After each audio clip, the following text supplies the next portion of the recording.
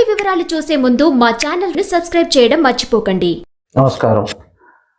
వివాహం అనంతరం దంపతులు జీవితకాలం కలిసి ఉండాలి అంటే ఒక వధూవరులకు నూతన వధూవరులకు వివాహం చేయాలంటే చాలామంది గణాలు లెక్కిస్తున్నారు.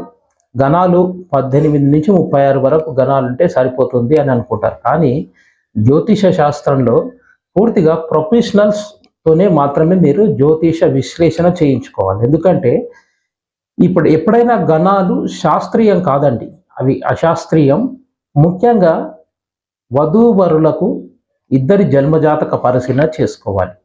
అందులో జన్మజాతక పరిశీలనలో ఈ మధ్య చాలామంది వివాహాలు చేసుకున్న తర్వాత ఇవన్నీ చూడకుండా గణాలు మాత్రమే కలిశాయని చెప్పి వివాహాలు చేసుకున్న తర్వాత కూడా విడాకులకు వెళ్ళిపోవడం, దూరాలు ఏర్పడడం జరుగుతుంది. అంటే చాలా వివాహాలు విడాకులు ఎందుకు అవుతున్నాయి, భార్యాభర్తల మధ్య దూరం ఎందుకు పెరుగుతుంది అంటే గణాలు కాకుండా ముఖ్యంగా 36 గణాలు వచ్చిన వారికి కూడా విడాకులు కావడం జరుగుతుంది. చాలామంది నా దగ్గరకు వచ్చినటువంటి క్లయింట్స్లో చాలామంది 34, 36 వరకు వచ్చిన వారు కూడా వివాహం ఎక్కువ రోజు నిలబడకపోవడం, విడాకులు కావడం అంటూ జరుగుతుంది. దానికి కారణం వారి జన్మజాతక పరిశీలనలో ముఖ్యంగా లగ్నం నుంచి 2, 7, 8, 12 ఈ 4 స్థానాలు బాగుండాలండి. ఈ 4 స్థానాలు ఏమైనా పాడైనా, అందులో పాపగ్రహాలు ఏమైనా ఉన్నా కూడా విడాకులు కావడం, విడాకులు అయిన తర్వాత ఇద్దరు మానసిక క్షోభను అనుభవించడం, మరి వివాహమైన వెంబడే వివాదాలు, గొడవలు, ఎప్పుడు నిత్యం గొడవలతో ఉండడం, దూరంగా ఉండిపోవడం, విడాకులు కాకుండా దూరంగా ఉండడం, ఇలాంటివన్నీ జరుగుతుంటాయి. అంటే 2 వివాహాలు కావడం, రెండో వివాహం కూడా అది కూడా పూర్తిగా పాడవడం, రెండవ వివాహం ఫెయిల్ అయిపోయి 3వ వివాహానికి కూడా వెళ్ళిపోవడం జరుగుతుంది.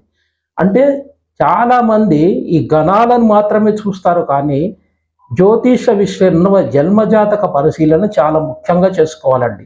2వ స్థానం ముఖ్యంగా 2, 7, 8, 12 స్థానాల్లో ఏమైనా పాపగ్రహాలు ఉన్నాయా అవి చూడాలి. ఇక 2వ స్థానంలో రవి కానీ, కుజుడు కానీ, శని కానీ, రాహువు కానీ, కేతువు కానీ ఉన్నట్లయితే, కుటుంబ స్థానంలో ఈ పాపగ్రహాలు ఉన్నట్లయితే గొడవలు, కుటుంబంలో గొడవలు, నిత్యం గొడవలతోనే వీళ్ళ జీవితం గడిచిపోతూ ఉంటుంది.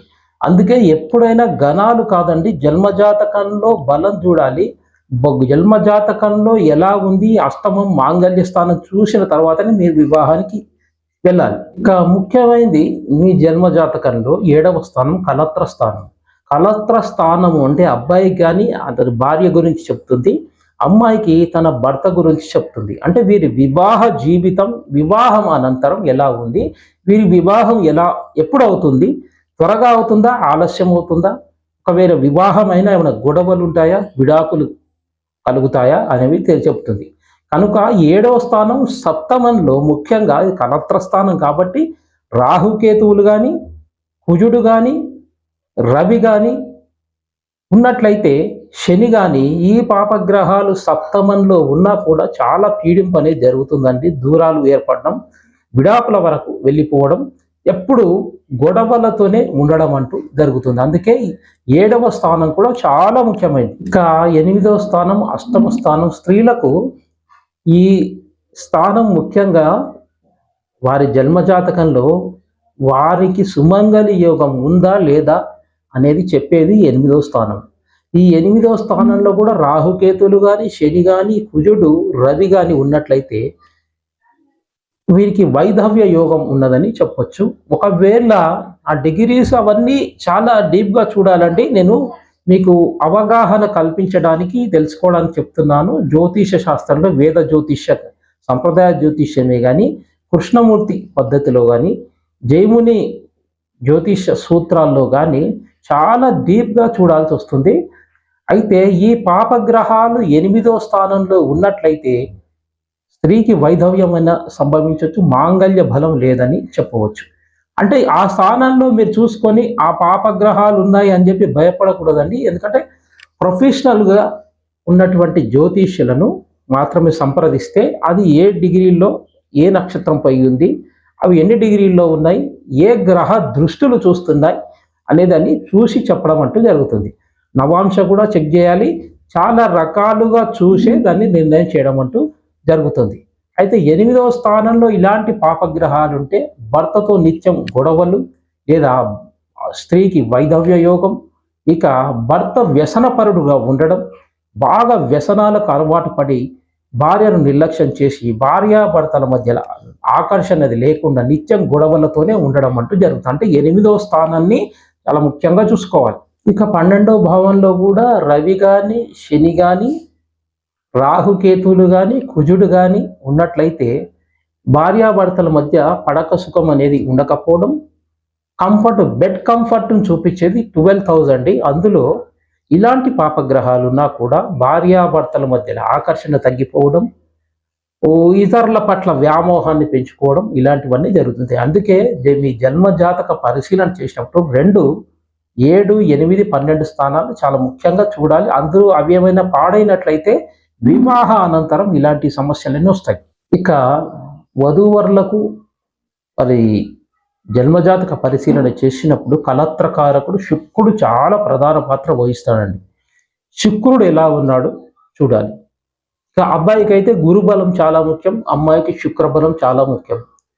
6, 8, 12 స్థానాల్లో శుక్రుడు ఉన్నట్లయితే, మరి అది బాగా పాడైనట్లయితే వైధవ్య యోగం, విడాకులు కలుగుతాయి.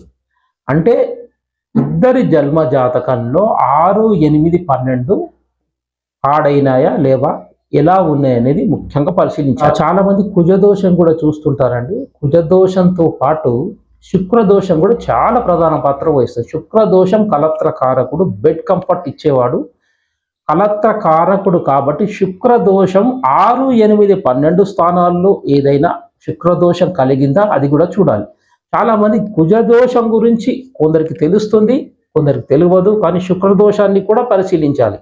అది కూడా పరిగణనలోకి తీసుకునే వివాహం గురించి ఒక నిర్ణయానికి రావడానికి కుదురుతుంది. అంటే ఇది ప్రొఫెషనల్స్ మాత్రమే తెలుస్తుందండి.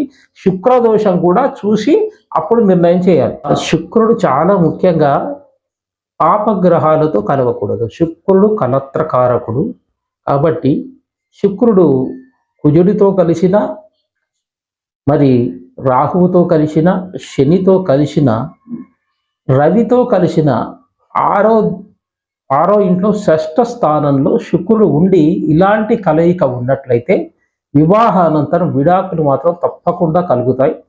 శుక్రుడిని ముఖ్యంగా 6, 8, 12 స్థానాలు చూసుకోవాలి. ఈ స్థానంలో శుక్రుడు ఈ గ్రహాలతో కలిసి ఉన్నట్లయితే వివాహానంతరం గొడవలు, విడాకులు తప్పకుండా కలుగుతాయి. ఈ కలత్రకారుడైన శుక్రుడు శనితో కలవకూడదు, రాహువుతో, కేతువుతో కూడా కలవకూడదు. ఇలా కలిసి ఉన్నా కూడా వివాహానంతరం గొడవలు వస్తాయండి. ఇవన్నీ మీరు గుర్తుంచుకోవాలి. గణాలు మాత్రమే కలిశాయి, మా అబ్బాయికి గణాలు బాగా వచ్చాయి, 18, 20 గణాలు వచ్చాయి, అమ్మాయికి ఇద్దరు కలిసి చూస్తే 20 గణాలు వచ్చాయి, బ్రహ్మాండంగా ఉంటుందని ఎప్పుడు అనుకోవద్దు. ఈ వ్యక్తిగత ఇద్దరి అమ్మాయి, అబ్బాయి వ్యక్తిగత జాతకాలు పంపించినట్ల కింద ఉన్న స్క్రోలింగ్లో ఉన్న నెంబర్ మీరు కన్సల్టేషన్ తీసుకోండి. ఆ నెంబర్కు మీరు ఇద్దరి జాతకం చార్ట్ పంపించినట్లయితే, లేదా డేట్ ఆఫ్ బర్త్ టైము పంపించినట్లయితే జన్మజాతక పరిశీలన చేసి ఈ స్థానాలు ఎలా ఉన్నాయో చూసి చెప్పడం అంటూ జరుగుతుంది. చాలామంది ఫోన్లోనే గణాలు కలుస్తున్నాయి, 18 వచ్చాయి, 20 వచ్చాయి, 25 వచ్చాయని సంబరపడిపోతుంటారు. కానీ ఇవి అశాస్త్రీయము, శాస్త్రంలో లేవండి గణాలు ఎప్పుడైనా కూడా. ముఖ్యంగా శాస్త్రీయమైనది ఏంటంటే జన్మజాతక పరిశీలనలో 2, 7, 8, 12 స్థానాలు బలంగా ఉండాలి. ఇద్దరికి చూసిన తర్వాతనే వివాహానికి మీరు వెళ్ళిపోవచ్చు. ఇంకా శుక్రుడు ఈ గ్రహాలతో కలవకూడదు. ఇక రాహు నక్షత్రాల్లో కూడా ఉండకూడదు. శుక్రుడు రాహుతో కలిసి ఉండకూడదు. మరి రాహు నక్షత్రాల్లో కూడా శుక్రుడు ఉండకూడదు. అవి ఏ నక్షత్రాలు అంటే ఆరుద్ర, స్వాతి, శతభిషం. ఈ 3 నక్షత్రాలకు అధిపతి రాహు. కాబట్టి శుక్రుడు ఈ నక్షత్రాల పైన ఉన్నా కూడా ఈ నేను చెప్పినటువంటి విడాకులు, ఇద్దరి మధ్యలో గొడవలు, వివాహం ఎక్కువ రోజులు నిలబడకపోవడం అంటూ జరుగుతుంది. మఖ, మూల, అశ్వని నక్షత్రాల్లో, కేతు నక్షత్రంలో శుక్రుడు ఉన్నా కూడా భార్యాభర్తల మధ్యలో గొడవలు, విడాకులు కావడానికి చాలా ఆస్కారం ఉందండి. ఇక కుజునితో కలిసి ఉండకూడదు. మృగశిర, చిత్త, ధనిష్ట నక్షత్రాల్లో కూడా ఇవి కుజ నక్షత్రాలండి. ఈ నక్షత్రాల్లో కూడా శుక్రుడు ఉండకూడదు. ఈ శుక్రుడు ఈ నక్షత్రాల్లో ఉన్న కుజునితో కలిసి ఉన్నా కూడా విడాకులు కావడానికి చాలా ఆస్కారం ఉంది. ఇక శుక్రుడు రవి నక్షత్రాలైన ఉత్తర, కృత్తిక, ఉత్తరాషాఢ నక్షత్రాల్లో కూడా శుక్రుడు ఉండకూడదు. అంటే రవితో కలిసి ఉన్న ఈ నక్షత్రాల్లో ఉన్నా కూడా భార్యాభర్తల మధ్యలో కలహం, విడాకులు కావడం అంటూ తప్పకుండా జరుగుతుంది. ఇవి గ్రహాలు రవి, రాహుకేతువులు ఇప్పుడు నేను చెప్పినటువంటి వాటి నక్షత్రాల్లో శుక్రుడు ఉన్నట్లయితే జ్యోతిష పరంగా దోషం అవుతుందండి. దీనివల్ల వివాహం ఎక్కువ రోజులు నిలబడకపోవడం అంటూ జరుగుతుంది. చాలా మంది ఏంటంటే వివాహానికి ఒక అమ్మాయి అబ్బాయికి వివాహానికి కుజదోషం ఉందా అని చూస్తుంటారు, కానీ చాలా ముఖ్యమైనది కలత్రకారకుడు ఆ శుక్రుడు బాగుంటే వారికి వివాహ జీవితం బాగుంటుంది. శుక్రదోషం కూడా వెతకారండి. కనుక కుజదోషమే కాదు శుక్రదోషాన్ని కూడా మీరు తప్పకుండా చూసుకోవాలి. 6, 8, 12లో ఉండి శుక్రుడు దోషరహితంగా ఉన్నట్లయితే ఆ శుక్రదోషం అవుతుందండి. మరి అది కూడా మీ వ్యక్తిగత జన్మ జాతక పరిశీలన చేసి కుజదోషము, శుక్రదోషము, చంద్రదోషం కూడా ఉంటుందండి. ఇది ఎప్పుడైనా కూడా మీరు తప్పకుండా మంచి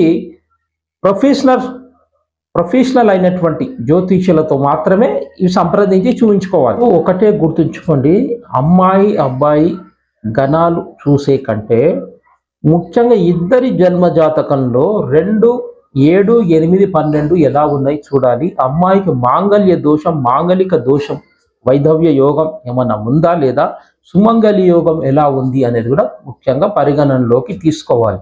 ఇవన్నీ చూడకుండా చంద్రదోషం, శుక్రదోషం, కుజదోషం గురించి తెలుసు, కానీ శుక్రదోషం చాలా కలత్రకారకుడు శుక్రుడు కాబట్టి చాలా బాధింపడం అంటూ జరుగుతుంది. శుక్రుడు కానీ చంద్రుడు కానీ తర్వాత కుజుడు కనుక కుజునితో పాటు శుక్రుడు, చంద్రుని కూడా మీరు పరిగణనలోకి తీసుకుంటేనే ఆ వివాహం నిలబడుతుంది. చాలా మందికి విడాకులు అవుతున్నాయి. ఎలాగా మరి విడాకులు కావడానికి కారణం ఏంటి అంటే 2, 7, 12 స్థానాలు చూసుకోవాలండి. ముఖ్యంగా ఇవి బాగుంటేనే వివాహం ముందరికెళ్తుంది.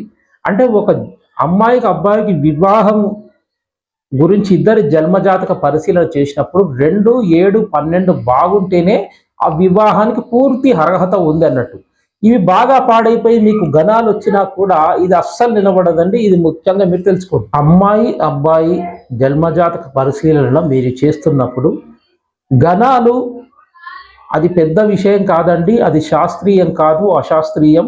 గణాలను మీరు ఎప్పుడు పరిగణనలోకి తీసుకొని వివాహాలు చేయకండి. జీవితాలు పూర్తిగా పాడైపోతాయి.